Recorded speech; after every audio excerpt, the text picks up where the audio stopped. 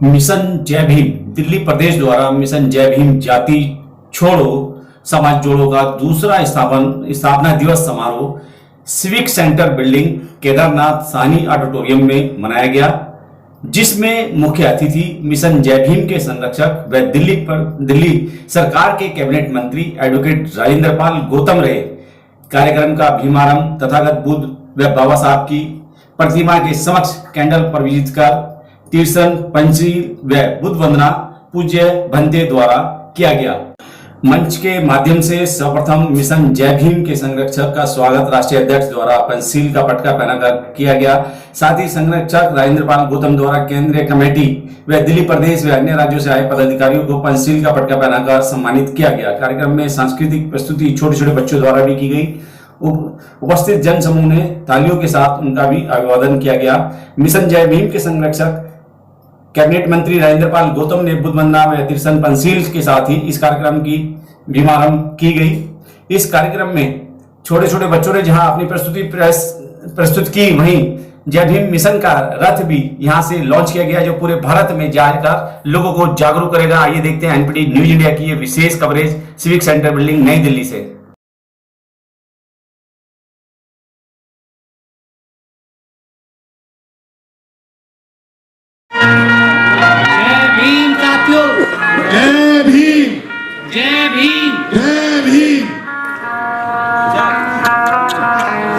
साथियों, भारतीय संस्कृति में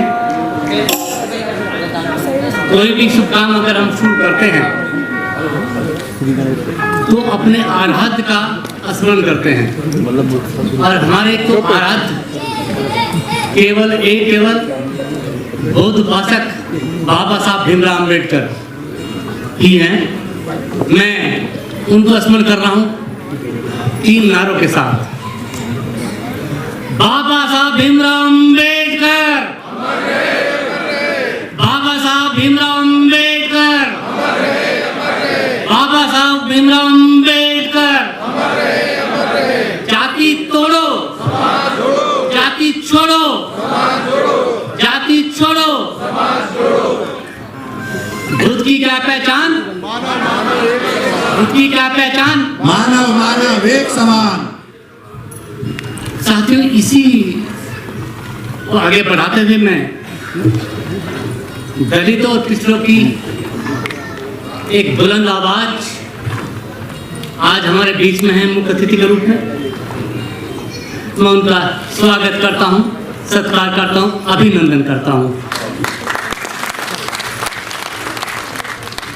मैं आज अपने मेहमानों का, जो कि बाबा साहब की संतान है, बाबा साहब के वंशज हैं, उनका भी मैं तहे दिल से उनका शुक्रिया अदा करता हूँ और उनका स्वागत करता हूँ और जय भीम करता हूँ। साथियों,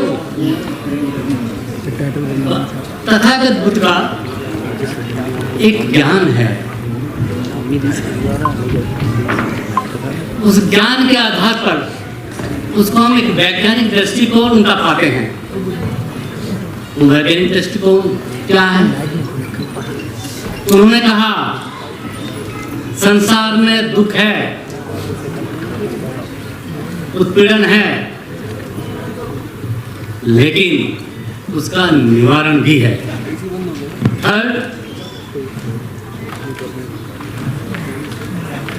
निवारण के उपाय हैं।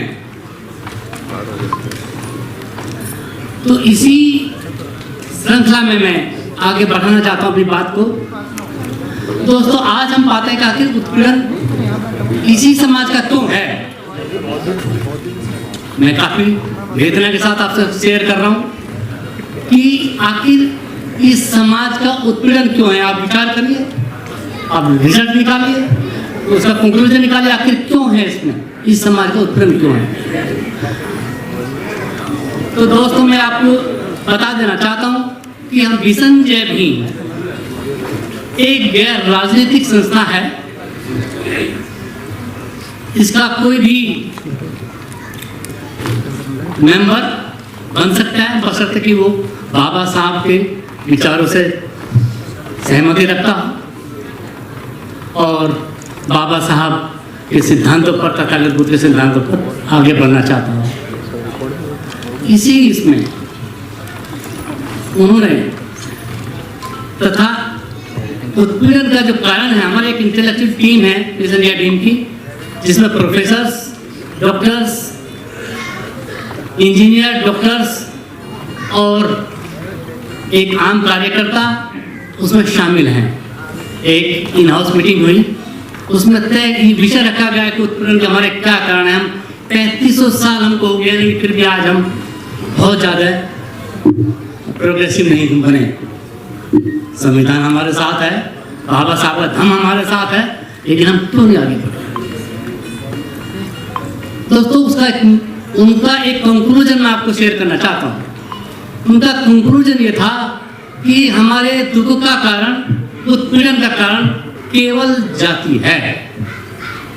जाति से हमारा उत्पीड़न हो रहा है, क्योंकि इस जाति को, इन जातियों को उसको गुलाम समझते हैं इतने सालों से, उसी आधार पर हमारे साथ बिहेव करते हैं।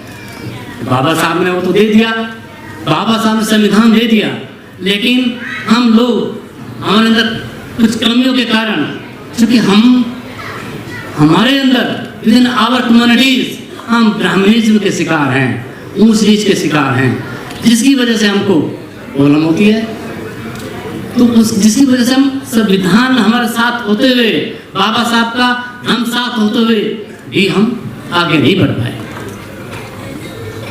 आप इस बात से मेरी सहमत होंगे दोस्तों? आप मेरी इस बात से सहमत होंगे कि जातीय उत्पीड़न का कारण केवल जाति ही है। इस देश में 3 शक्तियां काम कर रही है इस समय। इस देश में 3 शक्तियां काम कर रही हैं। एक शक्ति है राजनीतिक शक्ति, जिसे आप भली भांति परिचित हैं। जिसके पास राजनीतिक शक्ति होती है वो सत्ता का उपयोग दुरुपयोग दोनों करता है, और जो समाज संगठित नहीं है उसके साथ दुराचार भी करता है, उम्मीद भी उसको करता है। तीसरी शक्ति है सामाजिक शक्ति। ये बड़ी महत्वपूर्ण शक्ति है। अगर सामाजिक आपका संगठित होता तो दूसरा जो समाज है, जो सवर्ण समाज है, जो अत्याचार करता है, तो उसकी हिम्मत नहीं पड़ती। लेकिन सामाजिक शक्ति भी हमारी कमजोर है। ये मेरा एनालिसिस है, मिशन जय भीम का एनालिसिस है ये। तीसरी शक्ति है धर्म शक्ति। दोस्तों, पहले मेरा भी ये मानना था कि धर्म वगैरह पे ज़्यादा विश्वास करना बहुत प्रोग्रेसिव नहीं होता। लेकिन जब मैंने बाबा साहब का अध्ययन किया, बाबा साहब के दर्शन को पढ़ा, तो मैंने पाया, उन्होंने लिखा है कि धम्म बहुत जरूरी है। जरूरी किस रूप में? उन्होंने कहा कि धम्म शक्ति से आप देख ही रहे हैं कि एक धर्म के आधार पर एक सत्तासीन हो सकती है एक पार्टी, उसका केवल आधार धर्म ही है। तो बाबा साहब ने कहा कि धर्म में आना चाहिए, धर्म को अपनाना चाहिए। उसका उन्होंने फिर एनालिसिस किया कि क्यों अपनाना चाहिए। दोस्तों, ये बात है कि एक शक्ति, हमारे व्यक्तिगत विचार अलग अलग हो सकते हैं,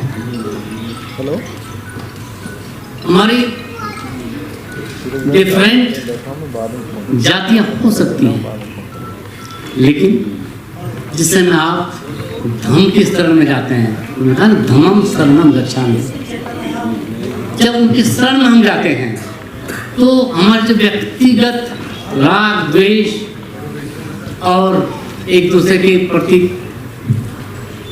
घृणा, एक दूसरे के प्रति घृणा के अलावा और दूसरी चीजें उनसे दूर हो जाते हैं, और उस पर एक काम पे सब लोग एक होते हैं। तो इससे क्या होता है? इससे शक्ति का निर्माण होता है, सामाजिक शक्ति का निर्माण होता है। आप सब लोग साथ में जब आते हैं तो एक धार्मिक शक्ति के साथ एक आप सामाजिक शक्ति का निर्माण करते हैं, उसके बाद आगे बढ़ते हैं हम, फिर राजनीतिक शक्ति की तरफ बढ़ते हैं। ये बात सही है, बगैर धर्म के आपकी सामाजिक शक्ति मजबूत नहीं हो सकती। इसीलिए कहा, उन्होंने इस पर जोर दिया बाबा साहब ने, और धर्म को उन्होंने अपने जीवन के अंतिम दिनों में उन्होंने उसको धर्म को ग्रहण किया, बुद्धिज्म को ग्रहण किया। केवल उसका कारण यही है। तो दोस्तों, एक तो ये है कि अगर आप चाहते हैं कि सामाजिक शक्ति को मजबूत करना, तो धर्म की शरण में आपको आना पड़ेगा, सूनर और लेटर। अदरवाइज वो स्थिति जो पूरी पहले की स्थिति है, उसमें हमें लौटने में ज़्यादा देर ये लोग नहीं लगाएंगे। मैं दूसरी बात एक कहना चाहता हूँ कि ये जो पीरियड चल रहा है, ये जो पीरियड चल रहा है, ये यूथ का पीरियड है। बाबा साहब के नौजवान का पीरियड है। ये पीढ़ी नौजवान की है। तो उसमें हमें साथ, तो वो ये अत्याचार बर्दाश्त करने को तैयार नहीं है। वो लड़ सकती है, फिर सकती है, बाबा साहब को उन्होंने पढ़ा है, परंतु उसके लिए हमें एक सामाजिक शक्ति का निर्माण करना होगा, उनको रास्ता देना होगा। मैं ज़्यादा समय न देते हुए अपनी बात को ये कहना चाहता हूँ कि हमारे माननीय राजेंद्र पाल गौतम मिशन जय भीम के संरक्षक, अगर उनकी मैं बात न करूं तो ये ऐप प्रसारित होगा। तो मैं साथियों, एक ऐसा सच्चा नेतृत्व हमको मिला है इस समय, जिनका जो समर्पित नेतृत्व है, वो अपने 24 घंटे में से 18 घंटे समाज की बात करते हैं और समाज के काम करते हैं।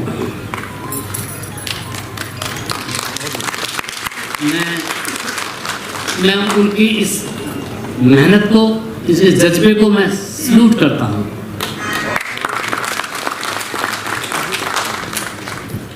मैं मिशन जय भीम एक संगठन है, लेकिन इसके साथ साथ ये एक आंदोलन का रूप धारण करता जा रहा है। तो मैं आपको आश्वस्त करता हूँ कि मैं मिशन जय भीम माननीय राजेंद्र पाल गौतम जी के नेतृत्व में हम आगे बढ़ रहे हैं। और मैं आपको आश्वस्त करना चाहता हूँ कि आप हमारा साथ दो, सहयोग दो, तो हम आपको इस पोजीशन में ला देंगे कि वो जाति भी टूटेगी, समाज भी जुड़ेगा और बुद्धम शरणम गच्छामि भी होगा। जय भीम, धन्यवाद।